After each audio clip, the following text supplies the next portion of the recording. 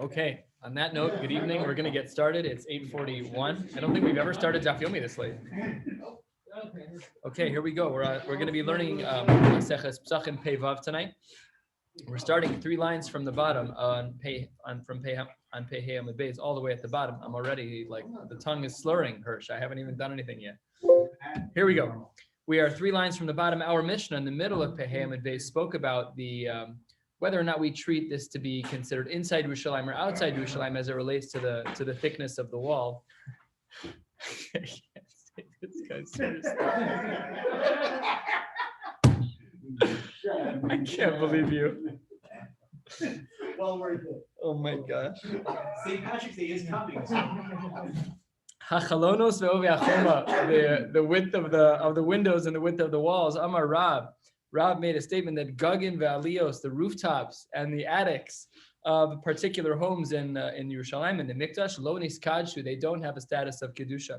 So this the Gemara tries to reject on a whole bunch of levels. Says the Gemara, Eini, is that true, Rab, that on roofs that there is no kedusha? After all, the Amar Rab mishum Reb Chia. Rab says in the name of Reb Chia, his Rebbe, Kazesa Pischa, just like when one eats a Kazaysa Pesach, also the Halila Paka Igra, that when they say Halil, it's as if the roofs were breaking. So it says Gemara, what does that mean? Turning to the top of Pevav Meralef, my love, doesn't that mean the Achle Be'igra, the Amre Be'igra, that not only were they eating on top of the roof, but they also said Halil on top of the roof. But if you're eating on top of the roof, it's Korban Pesach. It has to be in the right place. This Korban has to be eaten in the right place. That's what Rashi says, top Rashi. There is some sanctity on the roof. So Rab, you've got a brisa against you. not a brisa actually. Rab has his Rebbe against him. Reb Chia was the one who said this. Says Gemara, lo, you misunderstood the statement of Reb Chia. Really, you ate down on the first level. You ate on the ground. Ba'amre, when you said the Halel, that was be'igra, that was on the roof.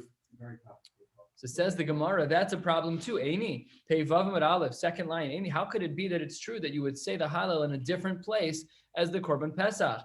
After all, the Hatnan, a famous line, a misunderstood line, one that's subject to a machlokes, Vatnan. We have a Mishnah later in the Masechta that reads, Ein maftir nachara Pesach, afikomen. Now we've always loosely translated as kids and probably even as adults that afikomen is like the last piece of matzah. It's not what Rav says. Amar Rav, what is the afikoman? Shelo ye'akru mechabura mechabura, that you're not allowed to go from one place to another. Take a look at Rashi. This is Rashi, the third line. Amar Rav, Amar Rav. Rashi says afikoman lashon hotziu klechem. Hotziu in Aramaic is afiku. So afik klechem, to remove your kalim. So that's what Rashi is saying. You're leaving here. You can't leave now. You can't leave to say the Hallel. They have to be said here. You cannot go from Chabura to Chabura. And if that's true, then that raises a difficulty for the possibility that maybe Rav Chia was talking about eating the Korban Pesach on the ground level and then going up onto the roof to say Hallel. Lokashya says the Gemara 4 lines down, this is not a problem, the Shita of Rav. Kan b'shas achila, kan shelo b'shas achila. When do we apply the din of Ein Maftir Nachara Pesach Afikomen within Rav's Pshat? That's only b'shas achila. Then you cannot go from Chabura to Chabura. We're going to learn about this in the Mishnah at the bottom of the Amud. But kan shelo b'shas achila. But here, once you've already finished eating, then you're allowed to say Hallel in a different location than where the Korban Pesach is eaten. So we tried to ask and we answered, no problem. Rav's opinion that the Gagin are not niskachu still stands. Let's try again. 5 lines down. Pei Vav Amud Aleph. Asks the Gemara again against Rav. Toshma. Abishal Omer. Aliyas beis koche hakodashim chamura mi beis koche hakodashim. The higher you get in the Kodesh HaKodashim, it was a very tall building. The higher you get in that room, the more kedusha there is, implying, of course, that the roof must have the most kedusha. Says the Gemara, how do we know that this is true? Because what does this Tosefta say? This is a Tosefta in Kalim. It says, Chamur mi beis koche hakodashim. Shebeis koche hakodashim kohen gadol nichnas lo pamachas b'shana. The Kohen Gadol would only enter this room once a year. The Aliyah space koche hakodashim, the higher parts of that room, much higher off the ground, no one would go in there more than once a year. Some say it was actually twice a year. Once every 7 years, either once in 7 years or twice in 7 years. And some say just once in 7 cycles of Shemitah. Just to see what's going on. So what is implied from this Tosefta? What's implied from this Tosefta is that the higher you get from the ground, the more Kedusha there is. And if that's true, how can Rav be right? Rav says that there's no kedusha on the Gagin and on the Elios, but we see here from Abba Shaul that in fact the higher you get, the more kedusha there is. Amar Rav Yosef, you're going to try to learn from the most mechudash place on the planet. You're going to try to bring a raya from the Heichal. The Heichal is one of the most unique structures that we've ever had in our history. It says Rav Yosef, Amar Rav Yosef, first long line, the Heichal, Nekum v'nesi v'nish, you're going to get up and you're going to state your opinion from the Heichal. Shiny Heichal, the pasuk indicates that everything was different about the Heichal. Dichsiv, as the pasuk reads, a pasuk in Divrei Hayamim, Vayiten David l'Shlomo v'no, es tabni sa'ulam, v'es batab, v'gan zakav, v'aliyosav, v'chadarav ha'pimim, u'veis ha'kapores, all of these details, but, and then it says later, Uchsiv hakol b'chsav, miyad Hashem alai haskil. All of this came from a Kadosh Baruch Hu. This isn't rational. You can't learn from the Heichal. The Heichal is a proverbial gzeres hakasuv. You can't really say that about a pasuk in Divrei Hayamim, but the point is that it's a chiddush, and you can't learn from a chiddush. So you're trying to ask a kasha from Abba Shaul against Rav. What are you talking about? Abba Shaul is talking about the Heichal. The Heichal is a chiddush, so you can't learn from there. Asked and answered. Let's move on to question number 3. Tashma, 3 lines into the wide lines. Halishkos habenuyos bakodesh upsuchos lachol. Now you got to pay attention to the layout. Let's say that there was a room that was built in a space that was kodesh, but the only way to get into that room is from the chol. So let's say that my Gemara is a place that's kodesh, and I build a room here, but the only entryway is from the outside. The room hovers on the up and down axis over kedusha, but the only entrance is from the side. So what does the Brisa say in that case? Halishkos habenuyos bakodesh, but they're psuchos lachol, tochan chol. The inside of that room is treated as chol because the only way to access it is from chol, from a place that's less holy. But here's the chap, the gagosehen kodesh. But the roof of that room, that inside of it is chol, because the only entryway is chol, but on top of it, it has kedusha. Kash against Rav. Rav says that there's no kedusha by the Gagin and the Aliyos. That doesn't seem true from this brisa. Says the Gemara, how do we answer this question? Tir Gemara Chizda, what we are talking about in this brisa is b'shegagosehen shaven lekarka azara. What we're talking about is, yes, you're correct. There is a room that is in kodesh space that is only accessible from chol, from the less holy space, and its roof is considered kodesh, but it's not a building that's parallel to the azara. It's a building that's kind of built on like Hara Moriah. It's on a slant, and the room that we're discussing, the roof of that room is the same height as the floor of the Azara. It's a staggered building. So it's kind of like we've seen some of these buildings on cliffs where you have a building up here and then the building down here. So the top of this building is like the floor of this building. So that's what the Gemara makes as an ukimta, is that the reason why this building had a Kodesh roof is because its roof was level with the floor of the Azara. So again, not a kasha on the Shita of Rav. But asks the Gemara, wait a minute, 1/3 of the way down, if what you're saying is true, the name of Seifa, then the Seifa causes a big problem, because what does the Seifa say? The Seifa indicates as follows. Binuyos bachol, let's say the reverse was true. The building was built outside of a place that's holy. However, upsuchos la kodesh, but the only way to get into that space is by walking through a holy space, by a kadosh space. Then halacha shifts. Tochan kodesh, that afal pi, the building in the up-down axis, is really over a place that doesn't have the kedusha of the mikdash, but because the only portal of entry is from the kadosh, so therefore the inside is kadosh. V'gagosei and chol. But v'isal kedaitach, if what you said by the ratio was true, that b'shegagosei and shavan lekarka azara, that the roof is level to the floor of the azara, then I don't understand. When we're talking about a space that's chol, then what's underneath that should be havyolei mechilos. Underneath it should be a place that is not holy. It should be considered like the tunnels. V'amar Rav Yochanan mechilos lo niskachu, because it's not in a place that's kodesh. So says the Gemara, you misunderstood Rav Yochanan. Ki ka'amar Rav Yochanan. When does Rav Yochanan say that the mechilos, the tunnels, are not kodesh? That's true, b'psuchos lahara bayis, on the outer parts of hara bayis. But kitanya hahi, this brisa indicates that we're talking about the azara, and therefore you can't ask a kasha from Rav Yochanan. And therefore the answer stands that maybe we have a scenario where the roof of the building that you're saying has kedusha, the roof is level with the floor of the azara, and therefore there is an element of kedusha that still exists here. Ve'atanya asks the Gemara, hang on one second. Ve'atanya Rabbi Yehuda Omer mechilos mitachas ha'hechal chol. How can it be that that's true if we just said that kitanya hahi, that the mechilos that apply in the room, in the whole room that's outside, that's only accessible from the kodesh, that room should have kedusha underneath, but the Brisa writes that mechilos mitachas heichal chol. That doesn't work. It should be that it's chol, because that's what the Brisa writes in the name of Yehuda. That's not true in this case. That's only true when the opening is not in the Kodesh, but the opening is in a less holy place, outside of the Kodesh. Tashma, let's try again. We're almost halfway down Pei Vav Amud Aleph. The Gago Kodesh. There's a brisa that says that the roof is Kodesh, which is a direct conflict to Rav. Our Gemara started on the bottom of Pei Hey Amud Beis, 3 lines from the bottom, where Rav said that Gagin Valios Lonis Kadshu. This brisa, 1/3, almost halfway down on Pei Vav Amud Beis, says V'Gago Kodesh. It's an exact conflict. Question mark.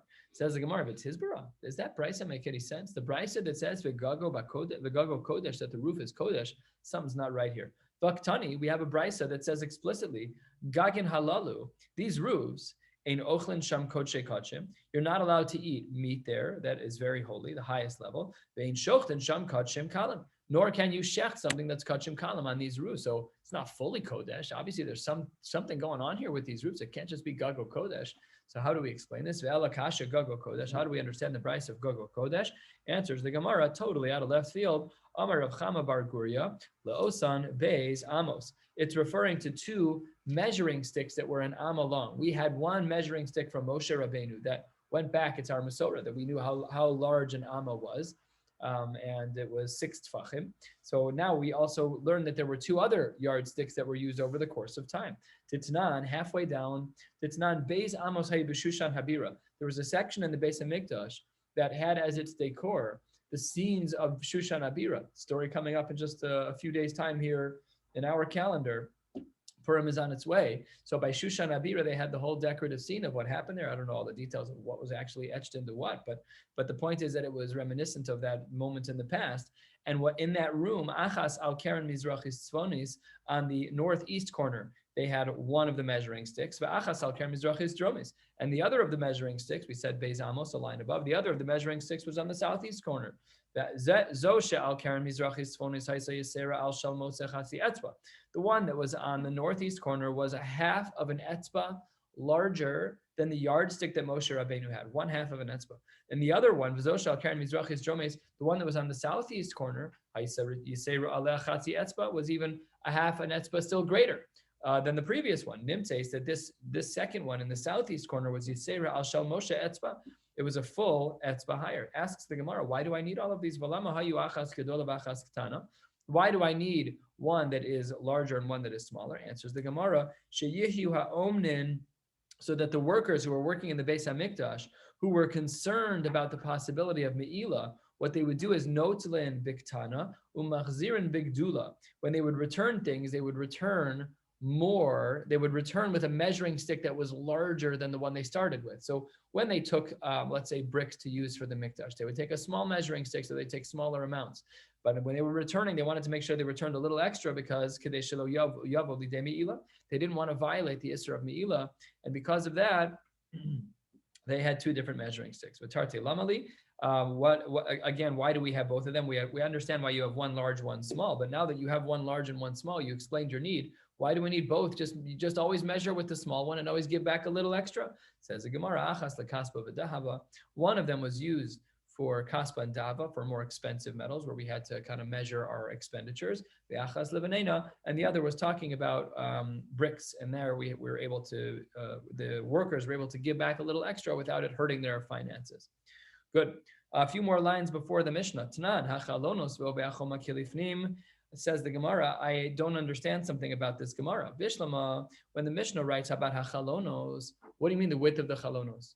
What, people are going to sit up there in the windowsill? What's going on with the chalonos? Mishkacha asla, we have a case where we can measure from the insides of the windows when deshavia lekarka azara, when the window frame goes all the way down to the floor.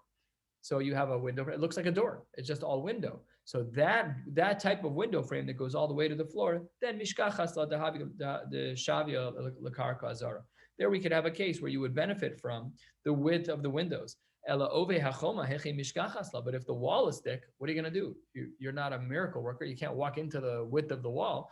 Under what circumstances does it? We already spoke about a door, so it can't be that. We spoke about a window, it can't be that. So what does the Mishnah then mean when it speaks about the case of Ove HaChoma. Heche mishkachasla, answers the Gemara, mishkachasla bebar shura, we're talking about a smaller part of the wall, almost like a small little extension of a wall. Tichsiv, the pasuk says, Vaya'avel chel choma, that they were mourning even over the small walls and the big walls. These are different heights of walls. So the smaller ones, which technically you could stand on, you could benefit from. And that's why the Mishnah included that case.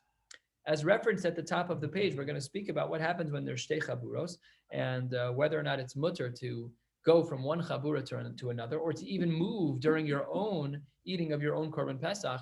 Are you allowed to move anywhere? So this will be lemaisa, hopefully soon, and these halachos make a difference. Says the Gemara as follows: Shtei chaburos shayu ochlen b'bayis echad.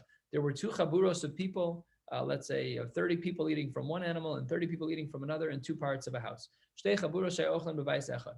Elu hovchen es pneiim heilech va'ochlen. Group number one, they all face each other. They sit around the table. They face one direction, whatever it is, and they eat. And the other group does the same. They all kind of huddle up in their own corners. If there's a waiter, he's allowed to have like a service table in between. If the shamish is serving both groups, that's okay for him to be in the middle. And when he goes to give out some wine, he made some type of facial expression, kofes as piv. He would make some like purse his lips, umachzer as panav, and turn his head so that people understood that he wasn't eating at the other table. He can't eat at the other table. So if he was a shamish and he was a yid, he still had to be yotze the mitzvah of korban pesach. Fine. And then strangely, the Mishnah adds, ve'akala ufeches es paneh ve'ocheles, the bride, a woman who had just gotten married. So then she would turn her face away and eat. We'll see in the Gemara that there was a little bit of busha here, that everyone's looking at the bride. She's all decked out. She's got her hair done, her sheitel, whatever it is, and she's got makeup on. So she wants to stay a little bit more modest. She just got married last week, and now it's time for a course. So she's like kind of turning and like kind of facing the wall a little bit for modesty. This will come up lemaisa at the end of the Gemara. Opens the Gemara 6 lines from the end of Pei Vav and Aleph. Masnis on money.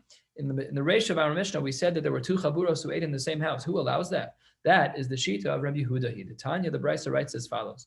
This Brisa is based on two psukim. Rabbi Yehuda is going to learn them one way, and Reb Shimon is going to do a perfect reversal on how to learn this, and then we're going to see why it is that they have a machlokes.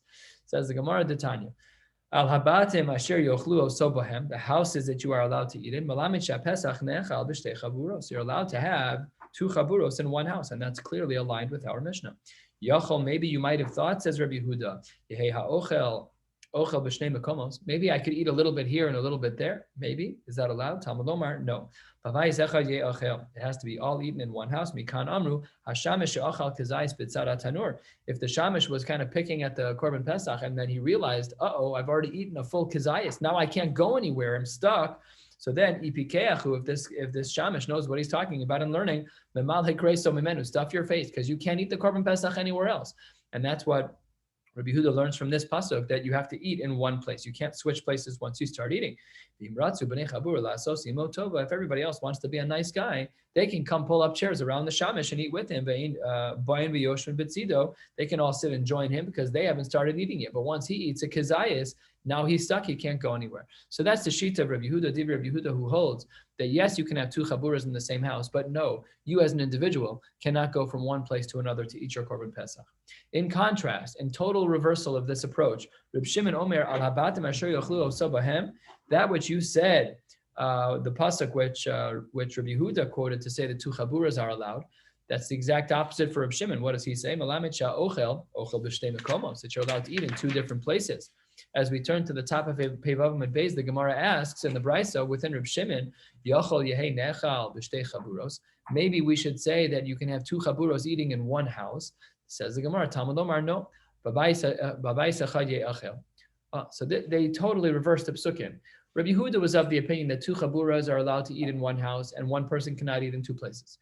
And then that was Rabbi Yehuda. Reb Shimon was of the opinion of the exact opposite. Two chaburas cannot eat in one house and one person can eat in two places. What are they arguing about? What is the Nekudas HaMachlokas?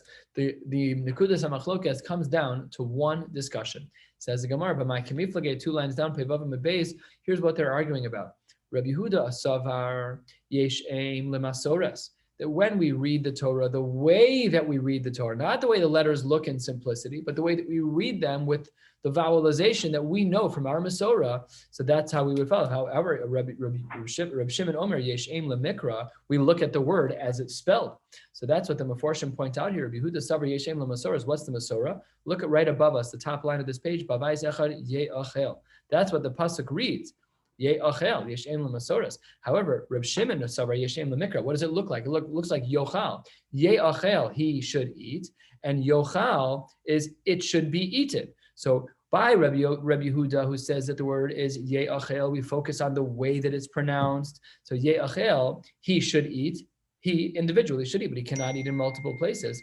And therefore, he holds like he does, that a person cannot eat their Korban Pesach in two places. Ma'ashe'en kain, Reb Shimon Savar Yeshem Lemikra, the way the pasuk looks is Yochal, it should be eaten. It should be eaten. Who cares if you eat it in two places? No problem at all. That's what they argue.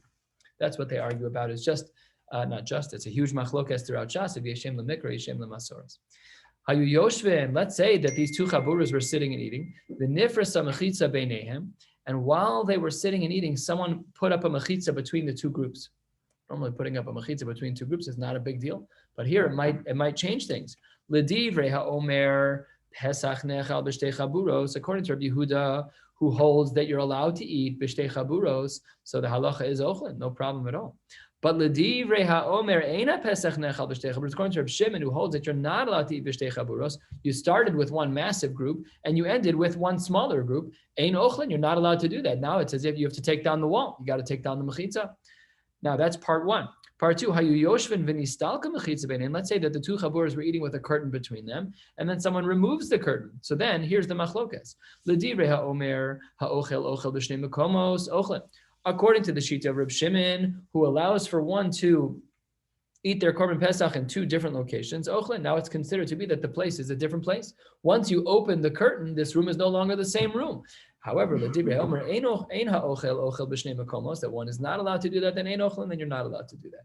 Now, when Rav Kahana heard this, Yasi Rav Kahana, when he heard these two dinim, kapashit le mifshad, he thought it was just a simple, obvious halacha. So it says the Gemara, Amar le Rav Ashi, the Rav Kahana, you're taking this way too simply. It's not simple. These questions are not simple at all. Here is what you should have said. Siluk mechitza v'asiyas mechitza.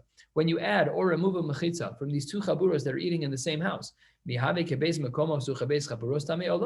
we say that now it's like eating in two different places, or now it's like eating with two different chaburas, yes or no? And the answer should be teku. The answer should be that we don't know, because we don't have clarity. I don't know why you think it's pashut, Rav Kahana. This is not a pashut adin.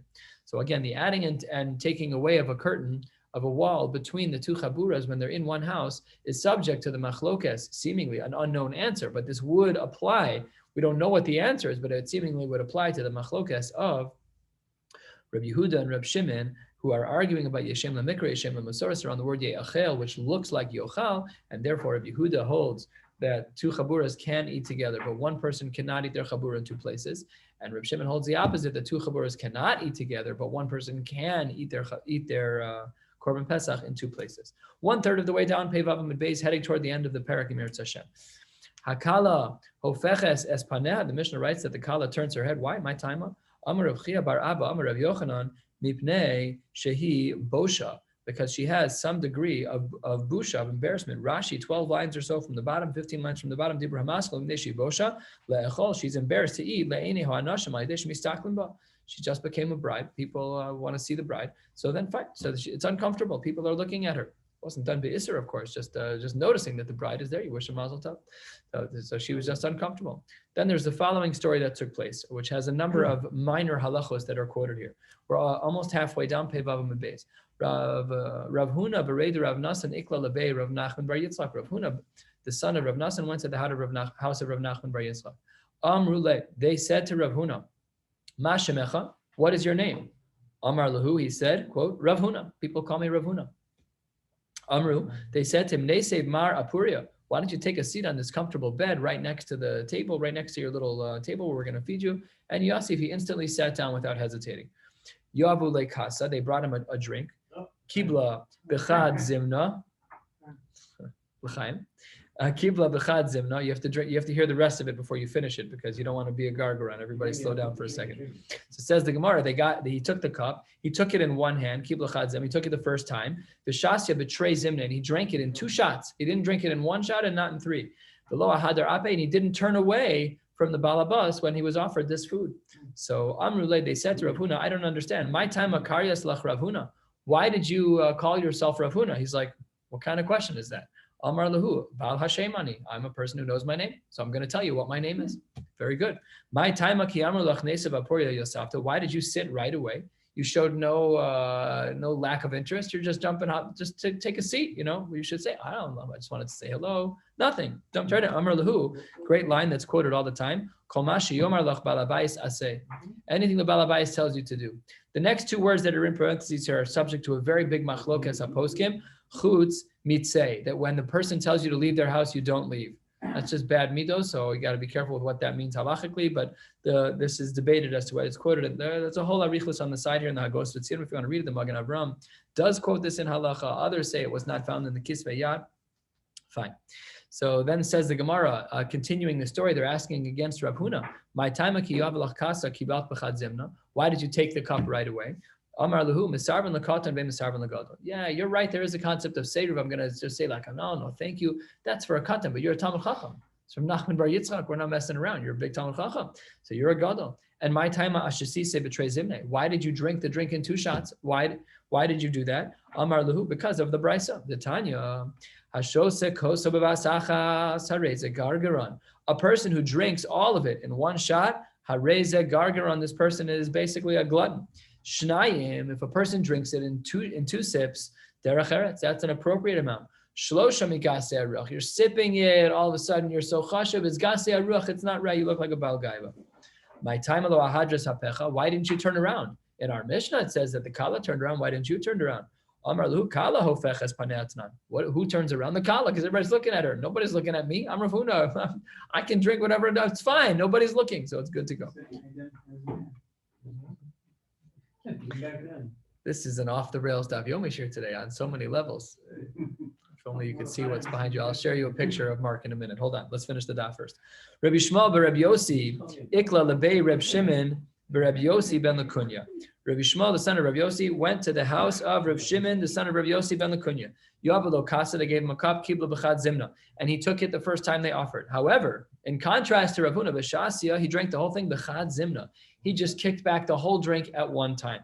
So says the Gemara, Amrle, lo savar lamar hashose koso b'vasachas hareze gargaran. The Brisa says that you're a glutton if you drink like that. That's not appropriate behavior. That's not derech eretz. You're supposed to drink slowly, not too slowly, not too quickly. Drink like a mensch, 2 sips. That's the appropriate amount. Amar lehu lo amre. Chazal did not say that because katan. You gave me a tiny little cup. You gave me a little shot glass. I'm going to sip it for a half hour. No, it's tiny. Not only that, the wine you gave me is super sweet, tastes like candy.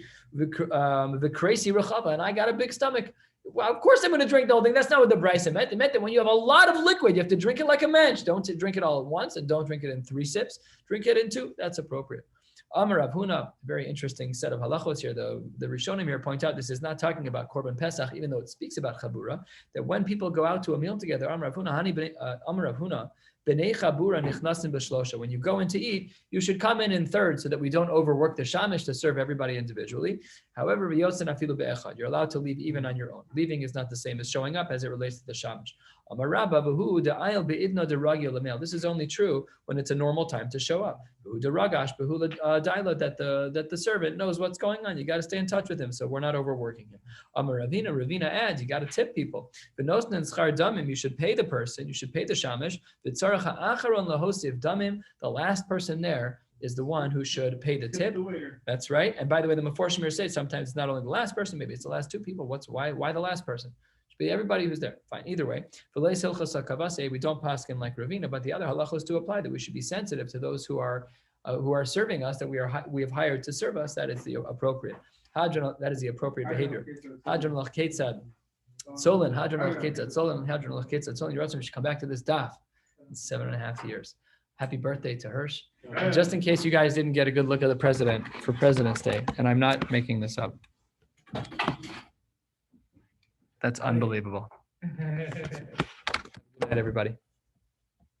The facial hair.